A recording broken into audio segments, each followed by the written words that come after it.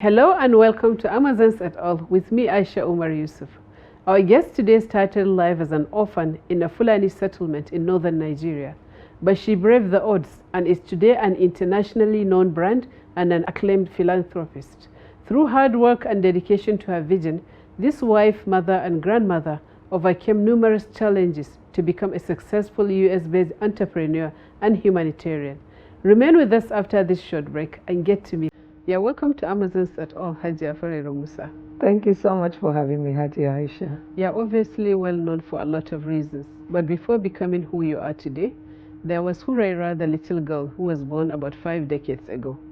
Tell us more about your childhood. Well, my childhood, I would say, started from the day I was born. I lost my mother the day she had me. And in the course of taking her to the hospital because she was having complications giving birth to me, she passed after my delivery. And I was admitted into a children's hospital. In that children's hospital, when my father was not able to get me right after, because he wasn't married, he only had my mother.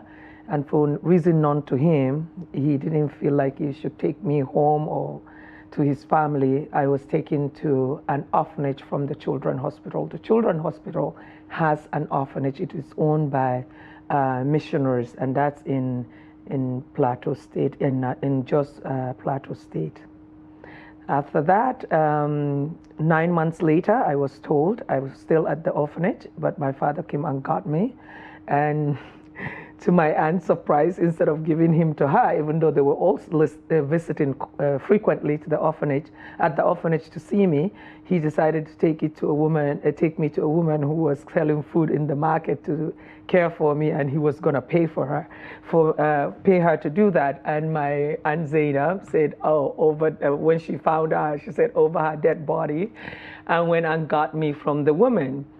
And since then, I've been with my aunt until my marriage, and it was really great. Tough sometimes because I was raised in a home that is not my blood family. I was there with my aunt Zainab, who is married to this huge family, and sometimes I get teased by the kids that, I don't belong there. And they call me Talle for a reason, because I lost my mom at birth. They will say, oh my, yeah, you are which you caused your mother's death. And so those kind of things. But other than that, I was very, very much loved by my aunt Zainab and her husband, and I was able to have a good life. Was it really like living in Aruga? That's a Fulani settlement. Well, when you are a child or when you don't know anything else, it's just normal. I honestly, we were not rich. You know how the Fulanis live, but I had everything that I needed at that time, and I was being cared for. I never went to bed hungry. I never had an issue of not having clothing or whatever I needed. My simple life, even though it's a very, very humble beginning, but it was really a great one. You made it big in the US, where, like the Americans like to boast, is the home of the dream. Was it easy becoming Khuraira, the founder and CEO of an international cosmetics brand, or was it really a struggle? I really think that people always think that when they see you have accomplished something, they feel like you've got it easy, but there's a lot to get to being who you are when you make it, from even getting the job. I'm coming from Nigeria. I'd never worked in my life, and I'm in America, whereby the English itself is different, because in Nigeria we're British colonized, and the British English is different from the American English. Yeah. So some of the words that I would say will sound offensive to an American, but to me it was normal. So these are some of the little things that I saw was an issue with people not understanding me because of the way I communicate with them. In terms of schooling, it was also the same, because I did business administration, and then that was the first time I ever seen a computer physically in a class. And it was so funny when we were in the class, and it was taught by this Indian professor. And he said, oh, who has not seen or operated a PC? I was the only one that raised my hand. Everyone else, because when I was in ABU, I took a computer class, but anytime we were going to go take the go to the class, they would say, oh, it's too hot that day, they will not open the computer room. So the whole entire year I was in ABU for that class, I'd never seen a computer. Never seen in the lab. Never been in the lab. So I didn't know how the computer looked. I had this imagination the computer is like a giant, you know.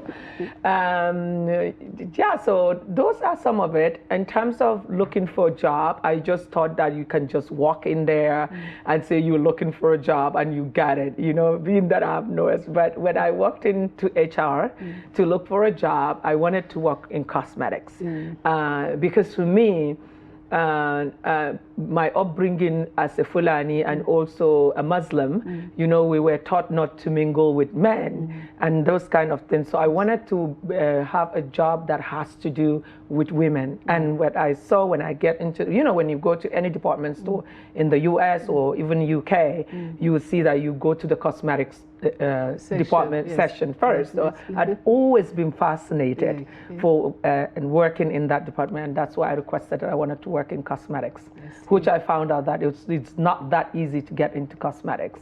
You know. I see. Did you have a hard time competing with brands like Fashion Fair or the other brands that we used to read in Ebony magazine that really catered for women of color, or what was it like coming out with this your own brand while those others existed? Well, not really, because we are an indie line, which is an independent makeup line. We're privately owned, which is it's all owned by me. There's no investor in it. So our niche was to go after a different kind of clientele. I started my makeup brand out of people asking me to do it. When I was, for example, I worked for Lancôme while I was in college, and then from Lancôme I worked with Trish McAvoy. That's a French. Lancôme is a French company, but they're all over the world, you know. So my first cosmetic job was with Lancôme Cosmetic, which taught me a lot. Taught me how to know skincare, skin, and also educate people. So after that, while I was in college, I fell in love with being a makeup artist, because people always coming to me saying, I'm going to get you to why I set up the brand differently. So I'm not avoiding your question. So with that, I just decided that I would love to be a makeup artist. And a makeup artist, Lancôme is more of a skincare line. So I started with Trish McAvoy. Trish McAvoy is an American makeup artist brand. And I worked with her for 4 years. I started from behind the counter to being a trainer regionally, nationally, and internationally. Was she white? Yeah, all these brands are white brands. And I'll tell you a funny story. So after her, I also worked for Laura Mercier. Laura Mercier is she is a French makeup artist that is well known in the US. She did Madonna and Celine Dion, Sarah Jessica Parker. These are all her clients. And so I was one of her personal assistants as the brand owner.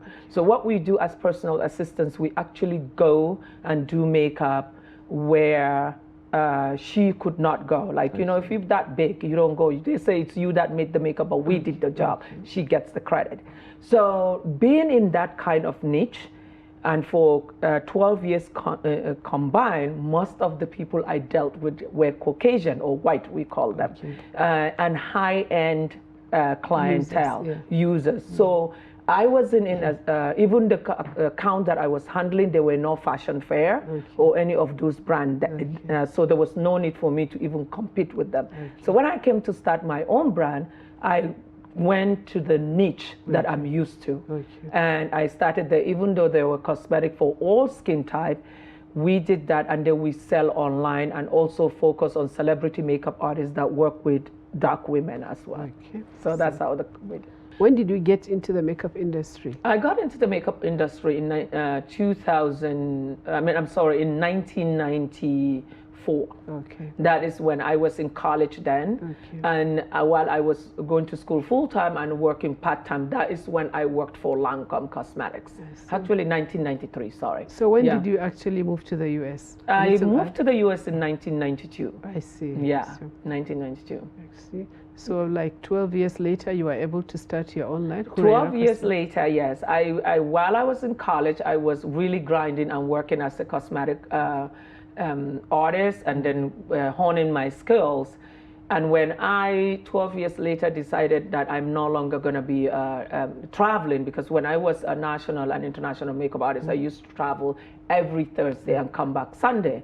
So after that, I was not able to do that because I had kids, I was raising twins.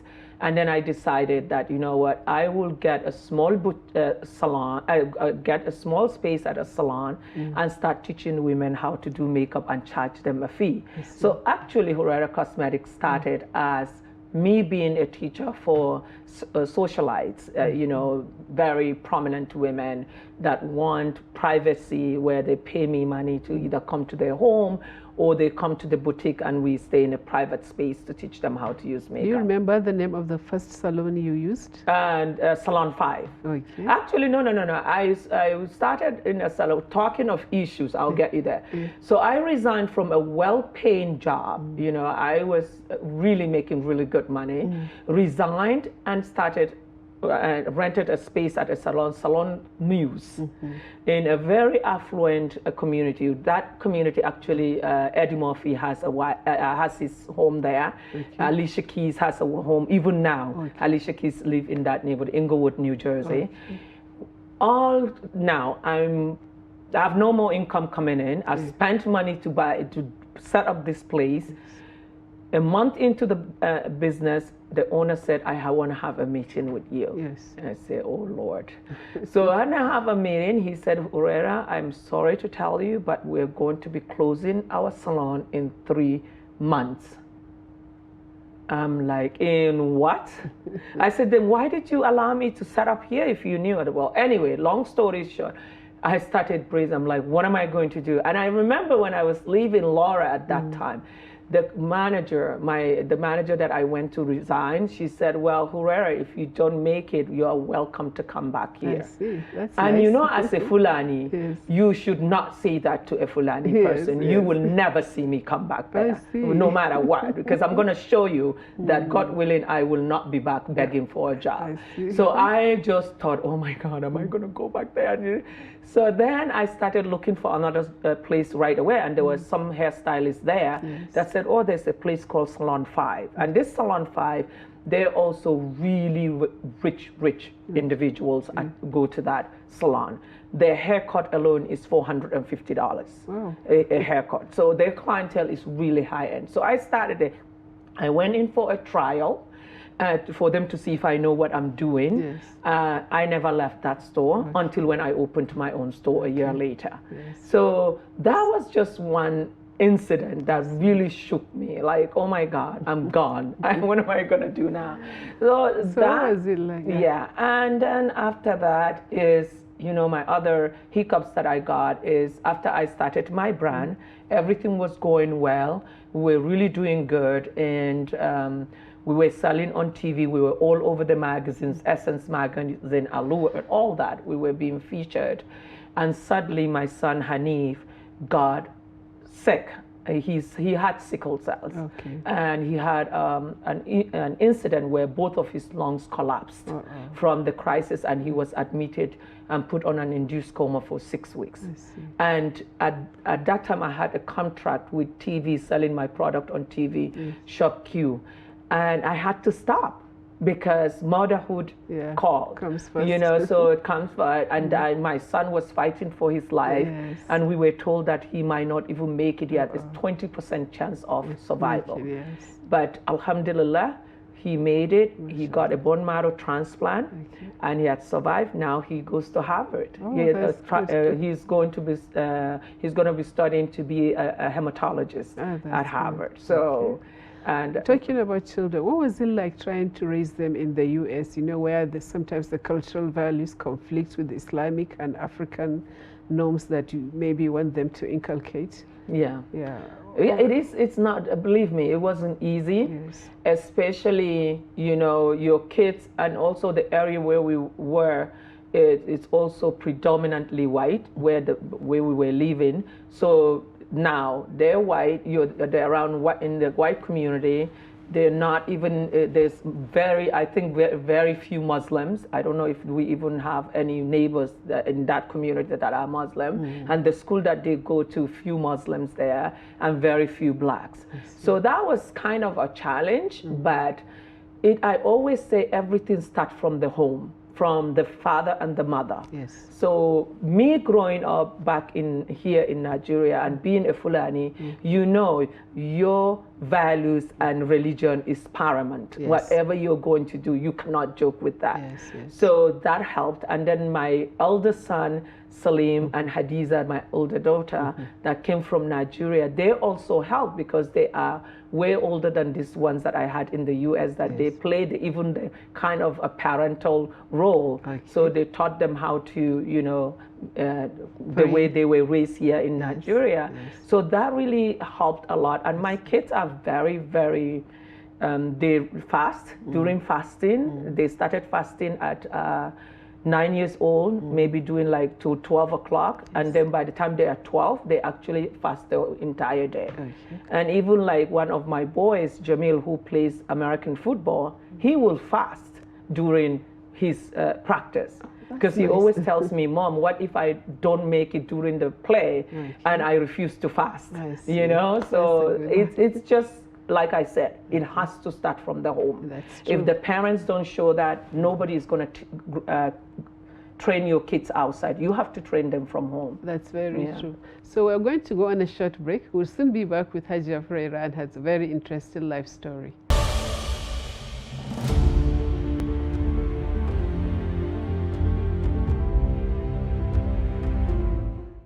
You're welcome back to the program. Hajia Khuraira, you are better known over here as a philanthropist. What inspired you to become a humanitarian? My inspiration to give back stemmed from my background, my life, how I grew up. I grew up having nothing, you know, from a very humble beginning. And I was raised by a mother who is very, very kind-hearted, that always thought of others before her.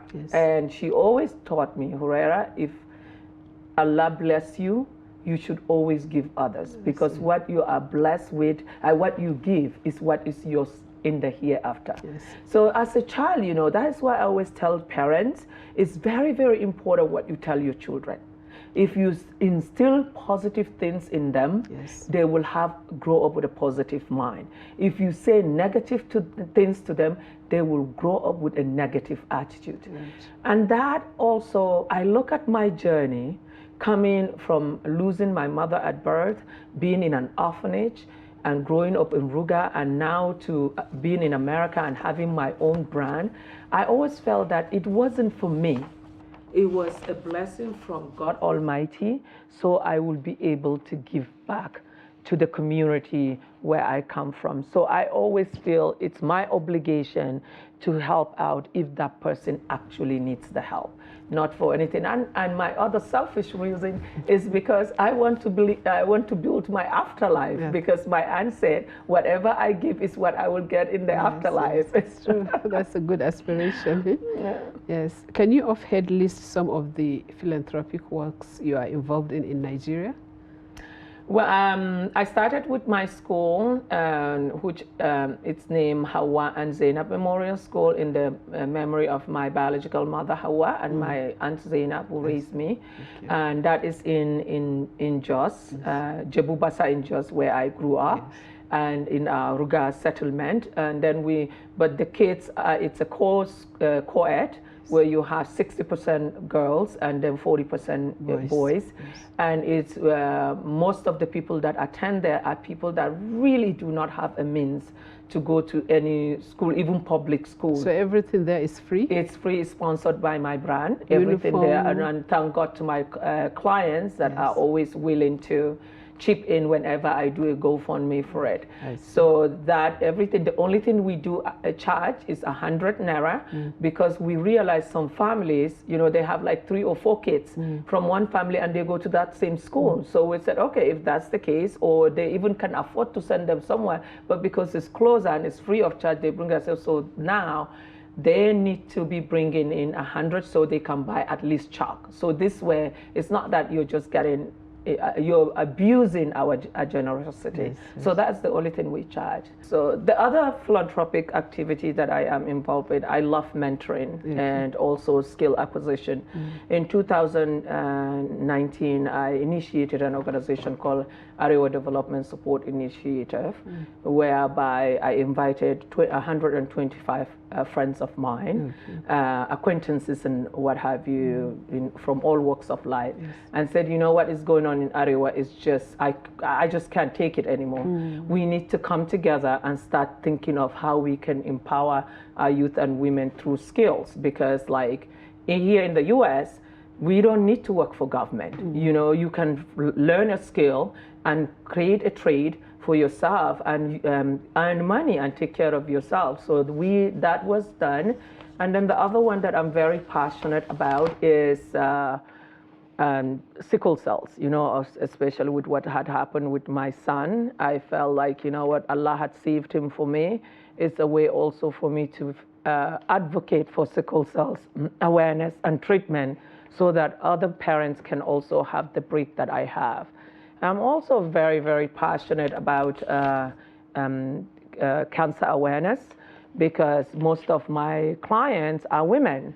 And I lost 2 amazing clients from cancer that really touched my life. And I don't even want to hear anybody that I know that is suffering from this dreadful disease. I know, and I'm not saying that you can prevent it, but at least if you know where you can find treatment or even help, or even what you need to avoid or do, it's something that I feel like I can do. So I always do annually, I do fundraisers. I work with 2 foundations, Leslie Simon Foundation and also Triple Negative Breast Cancer Foundation, but both are in the US. And here in Nigeria, I also chip in sometimes where friends of mine that are in Cancer Association reached out to me to help in any way I can, I do. So you sponsor cancer treatments as well? Whatever. Do you sponsor cancer treatments as well? No, I just advocate. Like, for example, the 2 organizations that I work with, sometimes I do like the fundraising. I help with finding donors and what have you. So that's how we raise money for that. So we advocate and also support in the fundraising. So your children, do they proudly identify as Nigerian Americans, or are they deterred by some of the, you know, negative news from home that they try to hide their identity? No, actually not. My children, they love being Nigerians. They really do. During Ramadan, they wear their they will always buy them their kaftan. They have to. We go to eat prayer, and now being in colleges, they go to African Association, and they go to the Nigerian. They don't even do Cameroon. They do Nigerian. But now, like the one in Amherst, he does too. He does Cameroon and he does Nigerian, you know. But Hanif does Nigerian. Jamil, where he is, he doesn't have a lot of Africans that go to his university. He's all the way up there. What's the name of the university? Jamil goes to Bates College in Maine, and Camille, his twin, goes to Amherst in Massachusetts, and Hanif goes to Harvard in Massachusetts. So they're all and they all, I call them, we all hit the 95, the highway. Yes, yes. Yeah. So that's good. What specific advice do you have for Nigerian women, especially the young ones? Okay. The young one, first of all, be focused, find education, get involved in meaningful things. I see nowadays young people, regardless their gender, want to be rich quick. Yes. This can really lead to something that you will later, when you are beyond that age, that you will regret. Yes. So try and take it slow. Rome wasn't built in one day. No. If you sit Dangote or Bua today and interview them how they became billionaires, they will tell you it wasn't easy. I'm sure. So don't think because these people or the politicians, even the politician that they want to copy, if you ask someone what it took for him to become a councillor, a governor, or commissioner, a senator, or a House of Rep, it's a lot. So don't look at what you see the after and think that you're going to achieve it. So most important, the foundation is value yourself, respect yourself, and find education. Then even if it is not a lot of degrees, find something to do that you can fend for yourself. There is nothing more important than to be able to buy something for yourself. The story of Hajia Khuraira's amazing life is told in this book, The Audacity of an African Girl, which was launched a few years ago. I recommend it to every girl and woman in Nigeria and the rest of Africa as a whole, because it's really a story of Africa, but more importantly, the story of how Africans can make a difference abroad and at home. Thank you so much for being with us. Thank you so much, Aisha, for having me, and the Daily Trust family. Okay, thank you. Thank you so much for being with us. It's been a wonderful 30 minutes with Hajia Khuraira Musa, a Nigerian American. We hope you'll be with us again next week and meet another Amazon. Until then, have a nice week.